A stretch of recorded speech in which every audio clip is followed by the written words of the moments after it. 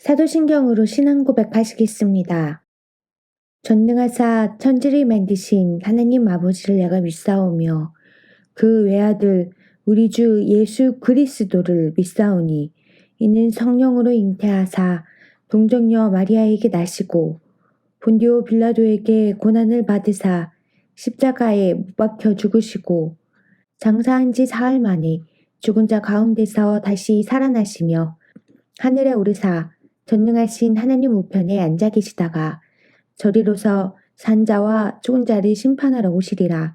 성령을 믿사오며 거룩한 공회와 성도가 서로 교통하는 것과 죄를 사하여 주시는 것과 몸이 다시 사는 것과 영원히 사는 것을 믿사옵나이다.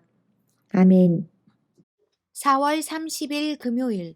오늘 우리에게 주시는 말씀은 잠언 5장 22절에서 23절까지 말씀입니다. 악인은 자기의 악에 걸리며 그 죄의 줄에 매이나니 그는 훈계를 받지 아니함으로 말미암아 죽겠고 심히 미련함으로 말미암아 혼미하게 되느니라. 아멘. 오늘 본문은 악인에 관한 말씀입니다. 잠언 저자는 악인이 보이는 행태를 자기의 악에 걸리며 죄의 줄에 매이고 훈계받지 않아 죽고 미련하여 혼미하게 된다고 열거합니다.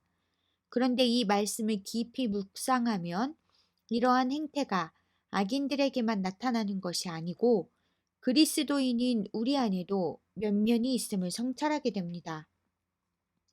잠언서가 지적하는 악인은 하나님 앞에서의 악인입니다. 하나님 앞에서의 악인은 어떤 모습일까요? 하나님의 말씀 앞에 서서 말씀으로 자신을 비춰보면 누구라도 자신 안에 말할 수 없는 큰 죄악들이 있음을 발견하게 됩니다.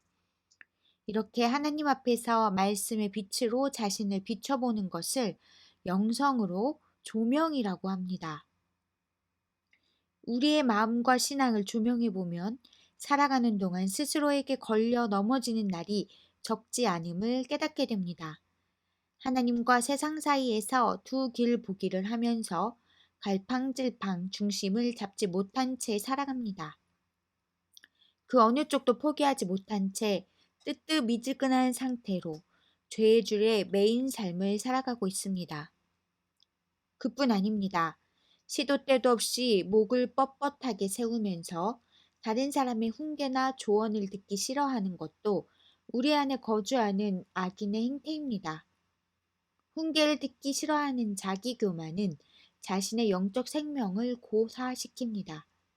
이렇게 다른 사람들의 훈계를 받지 않는 것만으로도 죽은 자가 된다는데 욕망이 춤을 출 때마다 하나님의 말씀을 듣지 않고 거역하는 우리는 이미 죽은 악인이나 다름없습니다.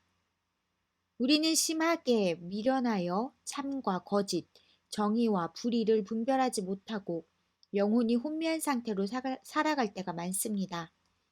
이런 점에서 보면 오늘 본문은 악한 이들만이 아닌 우리 모두에게 해당하는 말씀입니다. 주님의 눈은 사람의 길을 지켜보시며 그 모든 길을 살펴보신다. 악인은 자기의 악에 걸리고 자기 죄의 올무에 걸려들어서 훈계를 받지 않아서 죽고 너무나 미련하여 길을 잃는다.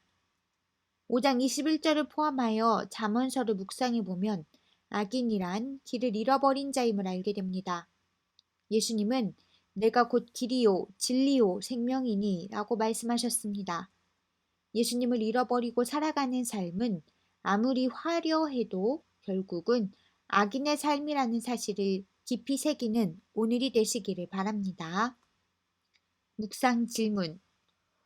오늘 내 삶의 자리 어디에 예수님께서 계십니까? 오늘의 기도.